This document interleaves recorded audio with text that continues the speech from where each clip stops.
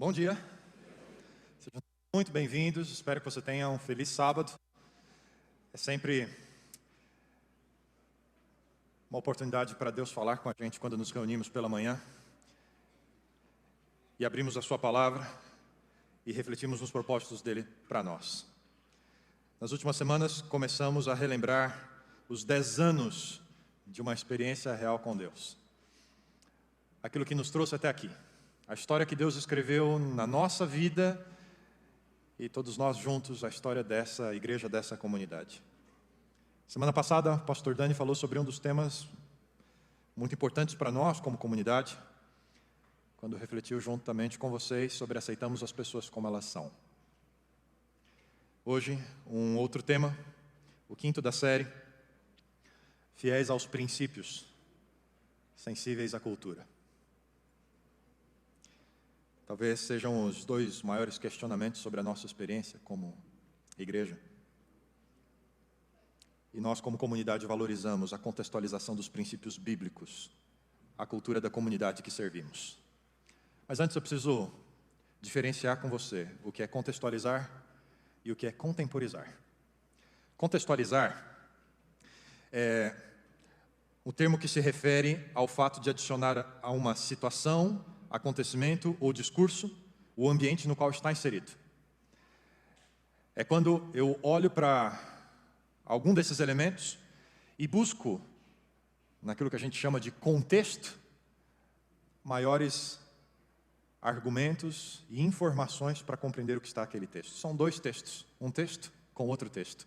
Aquilo que foi dito, aquilo que foi vivenciado com o ambiente onde ele estava inserido. Cada pessoa que fala de um lugar, não apenas da geografia, mas de tudo aquilo que ela traz consigo, suas bagagens, suas experiências. É importante ouvir ou reconhecer o lugar de onde o autor fala. E quando olhamos para o texto bíblico, não podemos ignorar o fato de que houve um autor original que escreveu para um leitor original. Se você pegar, por exemplo, um dos mais antigos textos bíblicos, tem ao redor de 3.500 anos de distância aos nossos dias. Será que podemos ler este texto com as mesmas lentes? Ou necessitamos saber o que o autor original quis dizer ao leitor original para compreendermos o que foi dito, para então entendermos como isso se relaciona com a nossa vida, com o nosso contexto? Há uma história interessante, um conto escrito por Jorge Luis Borges, A Busca de Averroes. E é uma história sobre o fracasso de um sábio árabe que estava tentando explicar para o seu povo, fazer uma tradução dos conceitos gregos de drama e comédia. Palavras que não existem em árabe. E o fracasso dele por não compreender completamente o contexto grego e a sua inabilidade de transmitir isso para o seu próprio povo. Nós precisamos ter em conta que contextualizar é oferecer maior sentido ao texto. Já contemporizar é bem diferente. Contemporizar é apresentar uma maneira flexível de estar diante de alguma situação. É ser condescendente, tolerante, tentar estabelecer um acordo, transigir, mas sempre com um tom de fuga. Eu me escondo ou eu negocio os valores. É diferente de contextualizar. Contextualizar é enriquecer, contemporizar é empobrecer. Eu queria dividir a mensagem dessa manhã em dois momentos. Uma reflexão sobre fiéis aos princípios. E uma segunda reflexão sobre sensíveis à cultura. E o que eu preciso falar a respeito de princípios bíblicos é que eles são universais e eternos. Há um texto muito familiar para nós adventistas. É um texto do livro de Apocalipse, capítulo 14, verso 6. Em que João descreve um anjo voando pelo meio do céu e ele tem um evangelho eterno para pregar ao mundo. Princípios são eternos, aplicáveis a toda pessoa, em todo momento da história humana. E o nosso objetivo é, quando nos aproximamos da Bíblia, buscarmos quais são os princípios que estão envolvidos no texto bíblico. O que é possível desnudar da cultura humana e encontrar de eterno, de permanente, de universal? Eu queria fazer 2 exercícios com vocês. O primeiro deles em relação aos 10 mandamentos. Os 10 mandamentos foram dados por Deus num contexto. O povo havia passado pelo Êxodo, estava ali na planície do Sinai, 400 anos de escravidão, em meio a um povo pagão.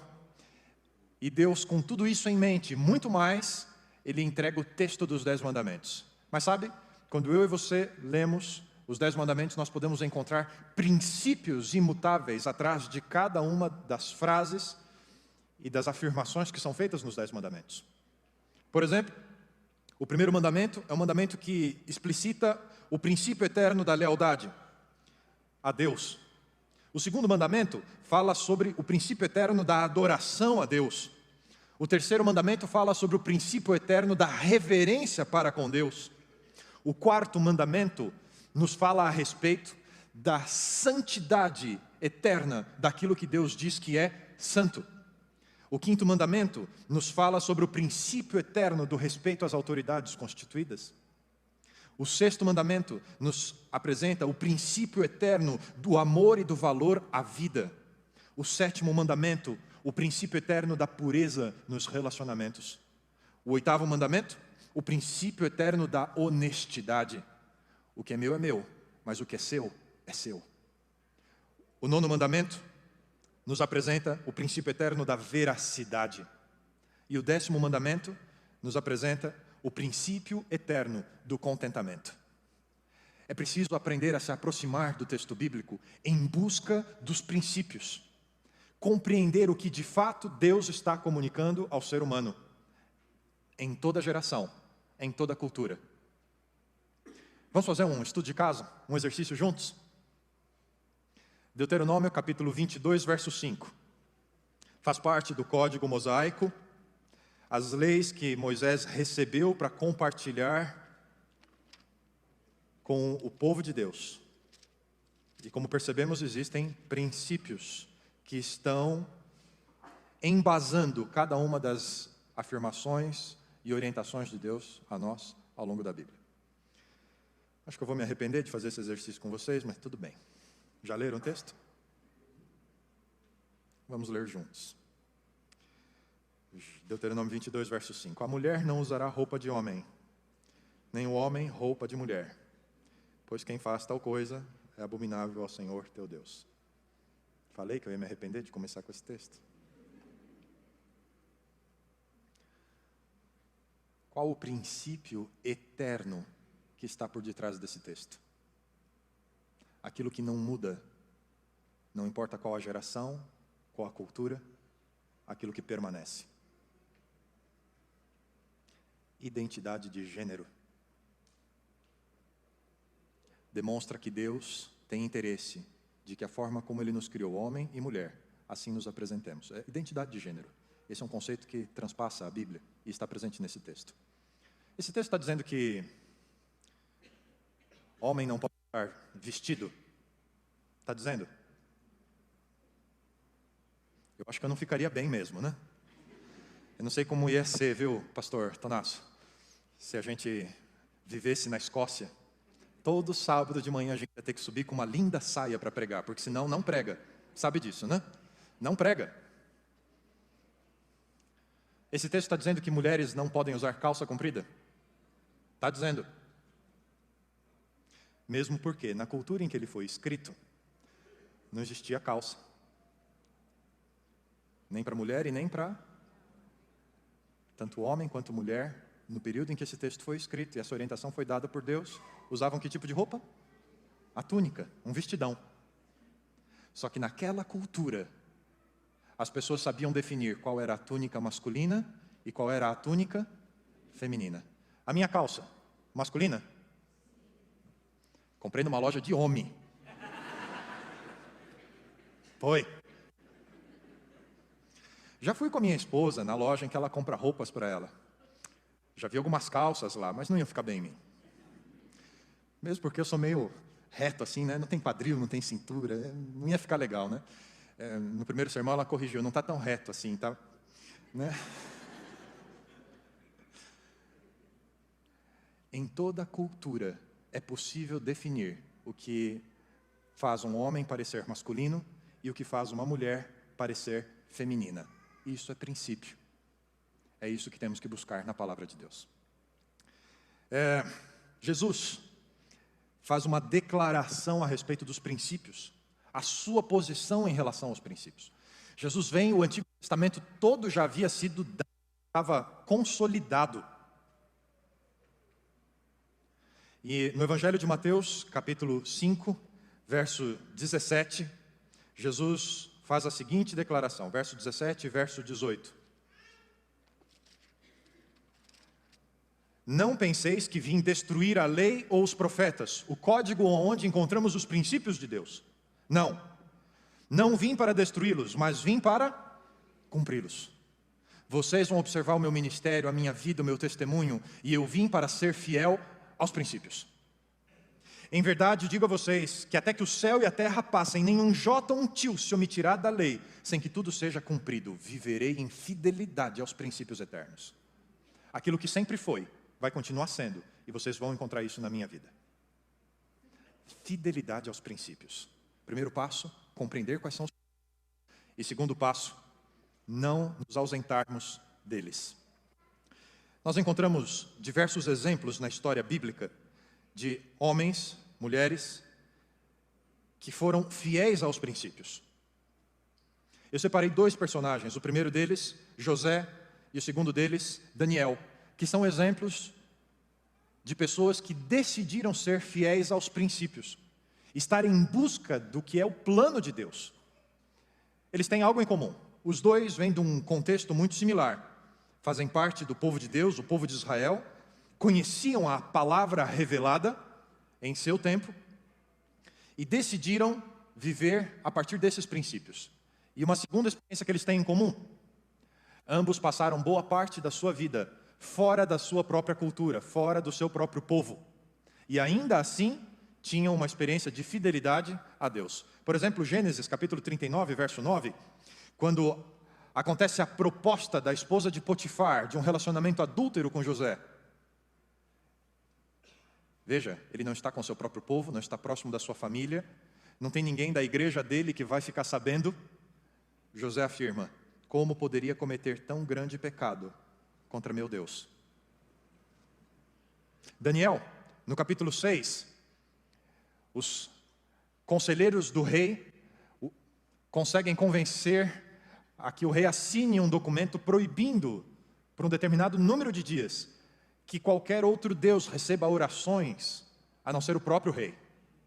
E o verso 10 afirma que tão logo Daniel tomou conhecimento dessa lei, ele não mudou o seu compromisso com Deus. No horário do sacrifício, lá em Jerusalém, pela manhã e pela tarde, Daniel foi e se colocou em oração. Aos princípios. Fiel aos princípios. Não importa o contexto, não importa as circunstâncias, Daniel tinha um compromisso de comunhão com Deus. É interessante que uma das afirmações mais conhecidas de uma escritora adventista chamada Ellen White tem a ver com a experiência de José e Daniel. Ela escreve: pela sua sabedoria e justiça, pela pureza e benevolência de sua vida diária, pela sua dedicação aos interesses do povo, um povo idólatra, José e Daniel mostraram-se fiéis aos princípios de sua primeira educação, fiéis para com aquele de quem eram os representantes. A tais homens, tanto no Egito como em Babilônia, a nação toda honrou. E neles um povo pagão, assim como todas as nações com quem entretiveram relações, contemplaram uma ilustração da bondade e beneficência de Deus, uma imagem do amor de Cristo. Que considerável obra foi a que executaram estes nobres hebreus durante sua vida. Quão pouco sonhariam eles com seu alto destino, ao se despedirem do lar de sua infância. Fiéis e firmes entregaram-se à direção divina, de maneira que por intermédio deles, Deus pôde cumprir o seu propósito. As mesmas grandiosas verdades que foram reveladas por estes homens, Deus deseja revelar por meio de jovens, crianças, seu povo de hoje. A história de José e Daniel é uma ilustração daquilo que ele fará pelos que se entregarem a Ele, e que de todo o coração procuram cumprir o seu propósito. A maior necessidade do mundo é a de homens. Homens que não se comprem, nem se vendam. Homens que no íntimo da alma sejam verdadeiros e honestos. Homens que não temam chamar o pecado pelo seu nome exato. Homens cuja consciência seja tão fiel ao dever como a bússola ou é o polo. Homens que permaneçam firmes pelo que é reto, ainda que caiam os céus. Mas um caráter tal não é obra do acaso, nem se deve a favores e concessões especiais da providência. Um caráter nobre é o resultado da disciplina própria, da sujeição da natureza inferior pela superior, a renúncia do eu para o serviço de amor a Deus e ao homem. Fidelidade aos princípios é resultado de uma vida com Deus. Ouvir sua palavra, estudar sua palavra, comprometer-se com sua palavra e com o poder que vem de Jesus Cristo para nos dar tal tipo de experiência. Voltando a Apocalipse capítulo 14, o verso 12 afirma: a perseverança dos santos está em guardarem os mandamentos de Deus e a fé em Jesus. Essa é a característica daqueles que vão aguardar a vinda de Jesus Cristo. Compreenderam que o tempo em que vivem é um tempo de buscar fidelidade aos princípios de Deus. Não é um tempo de arriscar em caminhos obscuros, mas um tempo de buscar com afinco o que Deus nos diz de verdade e como isso pode e deve ser vivido em nossos dias. Nestes 5 anos que tenho trabalhado aqui na Nova Semente, algumas histórias têm marcado muito a minha experiência em relação a este valor da nossa comunidade. Fiéis aos princípios. Outro dia desses conversei com a Vera e ela me contou da história dela. 15 anos em que ela buscava a Deus, frequentava a igreja, mas 15 anos em que ela não conhecia ou não teve a oportunidade de conhecer através da palavra, através da Bíblia, quais são os princípios de Deus para a sua vida. E ela me disse: pastor, quando comecei a frequentar a Nova Semente, sou vizinha, passei na frente, vi a reforma, resolvi vir com a minha família, tive um sonho que eu deveria vir a este lugar. A Vera me disse: em poucos meses, eu já havia estudado e aprendido muito mais da Bíblia do que em toda a minha vida. Porque essa comunidade está comprometida e nós valorizamos a contextualizar os princípios bíblicos, a comunidade na qual servimos. E eu conheço a história de diversos de vocês que já conversamos e que disse: pastor, como tenho aprendido dos princípios de Deus nessa igreja. Essa não é a igreja do pó de qualquer coisa. Essa é a igreja que busca entender qual é o plano, a vontade, quais são os princípios de Deus para a nossa vida. E pela graça dele, buscarmos estes princípios para a nossa vida. Sensíveis à cultura? O que é cultura? Até o início do século XX, esse era um assunto desconhecido para a humanidade. Não se falava em cultura. Mas com o início da arqueologia, estudantes de diversas disciplinas, chegamos ao conceito de cultura. Cultura é tudo aquilo que está relacionado ao ser humano. Qualquer coisa. Se tem ser humano, é cultura. É como eu falo, é como eu penso, é o que eu faço, é onde eu me visto, é onde eu vou. Tudo que está ligado ao ser humano é cultural. E nem podemos falar de cultura no singular. Existem culturas. Não existe uma cultura que está acima de todas as demais. Existem culturas e elas convivem, ainda mais num mundo globalizado como o nosso. O que nós temos, às vezes, é uma cultura dominante, culturas de resistência, culturas da minoria, culturas de contracultura. Mas nós vivemos nesse ambiente. Tem as coisas que dizem respeito a mim, a minha experiência, a minha formação, a minha bagagem, o que faz parte da minha cultura, e que é diferente daquele que convive comigo e é meu vizinho. Coisas que temos em comum, mas coisas que somos completamente diferentes. Cultura. Toda cultura humana, ela é uma totalidade dinâmica. O que isso significa? Ela não pode ser simplificada. Isso é ruim. Essa cultura é ruim. Não. Toda cultura humana tem pelo menos 2 lados. Um luminoso e um sombrio. De vez em quando nós somos tentados a comparar o modo de vida no Brasil com o modo de vida em outros lugares. Frequentemente eu vejo no Facebook o pessoal falando como que é a vida nos Estados Unidos. E fica todo mundo pensando, vou embora daqui, lá é muito melhor. Em termos culturais, não existem sábios absolutos nem ignorantes absolutos. Quem for viver nos Estados Unidos ou na Europa, vai encontrar as qualidades do modo de vida de lá, mas vai encontrar também os problemas. E vai perceber que muitos dos nossos problemas são compensados pelas qualidades de se viver aqui. Podem haver culturas que em determinados aspectos são um pouco melhores, mas nenhuma cultura é ou só ruim ou só coisas boas. Não há sábios absolutos nem ignorantes absolutos. Paulo foi o primeiro autor do Novo Testamento a apresentar esse tipo de conceito. No Evangelho, na carta que ele escreveu aos Romanos, capítulo 2, verso 15, nós lemos uma informação muito interessante. Dê uma olhadinha aí na sua Bíblia. Romanos capítulo 2, verso 15. Paulo faz uma declaração que provavelmente os antropólogos ficam com a pulga atrás da orelha. Como ele sabia disso?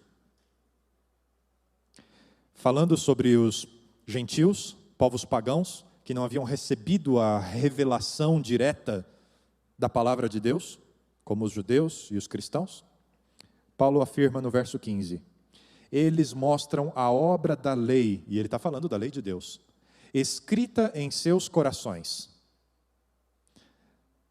Então Paulo não está dizendo apenas daqueles que fazem parte do povo de Deus, das pessoas que tiveram a oportunidade de conhecer Deus como nós conhecemos. Paulo está falando de todas as pessoas e está falando dessas que não conheceram a Deus. Ele diz, eles têm a lei de Deus escrita no seu coração. E olha que interessante, Paulo afirma mais, ele diz, testificando juntamente com a sua consciência e os seus pensamentos, quer acusando-os, quer defendendo-os. Toda cultura, quando é exposta à lei de Deus, existem aspectos em que defende a pessoa e aspectos em que a acusa. Aspectos em que demonstra o lado luminoso, a ação prévia de Deus naquela cultura, naquele povo, e também o lado sombrio, aquilo que se afasta dos princípios eternos de Deus e que precisa ser iluminado. Toda cultura. Jesus, quando esteve conosco aqui, Paulo em Gálatas afirma que chegando à plenitude dos tempos, Deus enviou o seu filho, nascido de mulher, nascido judeu. Jesus não nasceu hindu, Jesus não nasceu europeu, Jesus não nasceu nas Américas, Jesus era judeu. Ele veio numa cultura específica, o judaísmo do primeiro século, que já não é mais o mesmo judaísmo de hoje. Ele veio numa cultura específica. E se Paulo está correto, se toda a cultura, inclusive a cultura judaica do primeiro século, a cultura cristã da nossa geração, a cultura adventista dos nossos dias, toda a cultura tem um lado luminoso e um lado sombrio. Jesus se relacionou com o lado sombrio da cultura de seus dias. Você encontra isso no Novo Testamento. Uma série, por exemplo, de um tema específico, a forma como a cultura do judaísmo do primeiro século enxergava a guarda do sábado. Em Marcos capítulo 1, verso 21, Jesus expulsa o demônio de um homem no sábado. E a audiência fica empolvorosa. Como é que ele faz isso no sábado? Mas Jesus está tratando com o lado sombrio da cultura judaica do primeiro século, da cultura na qual ele cresceu. Marcos capítulo 3, versos 1 a 5, Jesus entra numa sinagoga, tem um homem que tem uma mão ressequida, mirrada, e era sábado, e Jesus cura aquele homem. Ele está numa série de milagres, enfrentando a cultura a respeito da guarda do sábado do judaísmo do primeiro século. Ele segue, em cada um dos evangelhos vai mencionar, Lucas capítulo 13, dos versos 10 a 17, Jesus encontra num sábado uma mulher que está paralisada, encurvada há 18 anos, e restabelece os movimentos e a saúde daquela mulher. Os fariseus questionam Jesus, é lícito fazer o bem no sábado? Está transgredindo o sábado, é assim que a gente enxerga hoje. E Jesus responde em Lucas capítulo 14, se é lícito ou não curar no sábado, eu vou mostrar o lado sombrio da cultura de vocês. Se um animal, um boi, um bezerro de vocês cair na vala, no sábado vocês vão lá retirá-lo. Mas o lado sombrio da cultura de vocês impedem que vocês façam o bem a um ser humano que vale muito mais do que um animal. Chamando um homem que sofria de hidropsia, o seu corpo acumulava água, provavelmente barriga d'água. Na frente dos fariseus, Jesus cura o homem.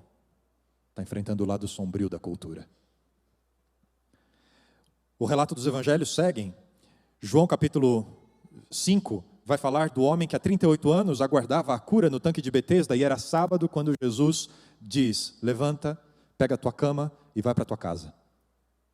Capítulo 9 de João, Jesus cura um cego de nascença, e olha como ele está lidando com o lado sombrio da cultura. Ele podia simplesmente ter dito: olha, hoje é sábado, é o seguinte, volta para casa, quando der o pôr do sol você enxerga, tá? Não, Jesus foi até a terra, pegou um pouco da sua saliva, misturou com o pó, fez um barro, um lodo, aplicou nos olhos do homem. Havia nascido cego. Os fariseus ficaram de novo enlouquecidos. Você cuspiu no chão? Isso é transgressão da lei. Você está regando o solo, isso é trabalho. Está lá na Halaká, as leis judaicas da guarda do sábado. Jesus está lidando com o lado sombrio da cultura. A falta de amor, de compaixão, do bem maior. Finalmente, quando Jesus está com os discípulos na seara, é sábado, eles pegam algumas espigas para comer. Marcos capítulo 2, versos 23 a 28, de novo são acusados pelo lado sombrio da cultura de Jesus, de seus dias. Isso é trabalho. Vocês estão colhendo, debulhando e triturando o grão. Só pegaram umas espigas para comer, para matar a fome. Eu me lembro quando trabalhei em Porto Alegre, estava encarregado de alguns negócios da igreja, e uma das igrejas que eu cuidava estava em ampliação, em construção. E nós precisávamos comprar lajes pré-fabricadas para a construção. E eu fui num fornecedor ali do bairro, era uma quantidade pequena, expliquei para ele o projeto, trouxe as plantas, fiz o orçamento e íamos fechar o negócio. E eu dei uma orientação a ele, só é o seguinte: a entrega não pode ser no sábado. Nós somos adventistas, nós separamos o sábado para um dia especial com Deus, e você tem de segunda a sexta para entregar, mas sábado não. Você consegue se organizar? Ele arregalou o olho, e aí eu entendi. Ele contou a história dele, ele era judeu, só que ele trabalhava no sábado, e ele ficou admirado de não-judeus fora de Israel observarem o sábado, porque na lógica dele, ou na cultura dele, fora de Israel você está liberado de observar o sábado. E eu lembro de ter conversado com ele sobre fidelidade aos princípios de Deus, não importa onde você esteja, lidando com o lado sombrio de uma cultura. 6 meses depois, voltei para fazer uma outra encomenda, e ele falou: pastor, eu não abro mais a minha fábrica aos sábados. Como lidar com o lado sombrio da cultura? Quando você reconhece que você também tem áreas em que você precisa crescer. Mas Jesus também se relacionou com o lado luminoso das culturas humanas de seus dias. Você conhece a história que está lá em Mateus capítulo 8, quando Jesus cura o servo do centurião. O homem pede para que Jesus restabeleça a saúde do seu servo, um oficial que está paralisado. Jesus fala: com prazer, onde é a sua casa? Vou lá para curá-lo. E o homem fala: não precisa ir, não sou nem digno que o senhor vá na minha casa. Eu sou uma pessoa que lida com autoridade. Quando eu digo para alguém fazer alguma coisa, essa pessoa vai fazer. O senhor também é um homem de autoridade, apenas diga para o meu servo ser curado, e eu sei que ele será curado. Você se lembra da afirmação de Jesus a um pagão, a um centurião romano? Nem em Israel encontrei fé como a desse homem. O lado luminoso de toda a cultura humana. Fé. Pontes a serem exploradas, sementes do reino de Deus. Voltando no que Paulo estava falando para nós lá em Romanos capítulo 2, o verso 14, ele afirma que quando os gentios fazem naturalmente, a expressão de Paulo, as coisas que são da lei, há sementes do verbo, há o lado luminoso, há a ação do Espírito Santo na vida de todo ser humano, em toda geração, em toda cultura, em todos os lugares. E nós precisamos explorar isso, ter sensibilidade para reconhecer onde Deus já passou antes do que eu, instrumento humano, chegasse. Paulo provavelmente foi a pessoa que teve maior sensibilidade cultural em todo o período bíblico. Atos capítulo 17 diz que quando ele estava em Atenas, na Grécia, começou a ter boas conversas com estoicos e epicureus. E eles o convidaram para um dia dar uma palestra para eles. E chamaram Paulo para ouvi-lo. Paulo começa a sua palestra assim: atenienses, Percebi que vocês são muito religiosos, pelos altares aos deuses na cidade de vocês. Reconheceu um valor eterno, o lado luminoso da cultura grega. Vocês são religiosos. E eu encontrei um altar, o altar do Deus desconhecido. Esse é o meu Deus. Eu quero compartilhar ele com vocês, para que vocês conheçam. Encontrar as sementes do verbo, o lado luminoso de toda a cultura. Finalizando, o mesmo Paulo fez a seguinte afirmação, e eu queria que você levasse em conta, porque esse é um valor da nossa comunidade, e você precisa pedir a Deus sabedoria para ter essa sensibilidade. Paulo declara em 1 Coríntios 9, verso 20 e 21, fiz-me como judeu para os judeus, para ganhar os judeus. Para os que estão debaixo da lei, como se estivesse debaixo da lei, para ganhar os que estão debaixo da lei. Para os que estão sem lei, como se estivesse sem lei, não estando sem lei para com Deus, mas debaixo da lei de Cristo, para ganhar os que estão sem lei. Fiz-me fraco para com os fracos, para ganhar os fracos. Fiz-me de tudo para com todos, para por todos os meios chegar a salvar alguns. Sensibilidade cultural. Buscar pontes em cada cultura. Eu me lembro que provavelmente a maior lição de espiritualidade que eu aprendi na vida, quando estávamos há 2 anos, um pouco mais, numa excursão aqui da Nova Semente, em 2013 fomos a uma peregrinação na Terra Santa. Era uma sexta-feira, entramos na cidadela de Saladino, no Cairo. Depois de explorar o palco, entramos na mesquita. E ali, assentados no chão, ouvíamos o guia turístico muçulmano falando a respeito dos valores da sua religião. Eu o achei tão parecido com Jesus Cristo. Aquilo que era tão importante para um verdadeiro muçulmano. Sabe, você tem ouvido coisas que não correspondem à verdade de um muçulmano. Os atentados de Paris, na última semana, o extremismo, eles não representam o verdadeiro muçulmano. Como diversos cristãos não representam o verdadeiro Cristo. Não são fiéis aos princípios. E ouvindo aquele homem falar do valor da vida, do valor da devoção a Deus, eu percebi que o Espírito está trabalhando onde nós ainda nem chegamos. Sabe, eu e você precisamos entender que nós não estamos prontos. Somos obras inacabadas de Deus. Deus está agindo na nossa vida. A cada vez que eu descubro um princípio novo da palavra de Deus, e como aquilo enfrenta o lado sombrio da minha própria existência, isso me torna mais humano, mais propenso a enxergar o outro nas limitações que ele tem, e compartilhar com ele o que me fez crescer, e que pode fazê-lo crescer também. Solidariedade humana. Fiéis aos princípios sensíveis à cultura, significa que eu sei o que Deus disse, e eu entendo onde estamos como seres humanos, e que é possível compartilhar o Evangelho eterno a toda criatura, para que todos nós sejamos trabalhados por Deus dia a dia. E vai chegar um dia em que eu e você vamos olhar o término dessa obra. Nesse dia, Deus vai ter terminado tudo o que Ele tinha que fazer na nossa vida. E aquele que é a luz terá iluminado os cantos mais sombrios da nossa própria vida. Nesse dia, e só nesse dia, seremos completos. Você quer alcançar esse dia? Não importa onde você está, não importa o quanto de luz você ainda precisa na sua vida.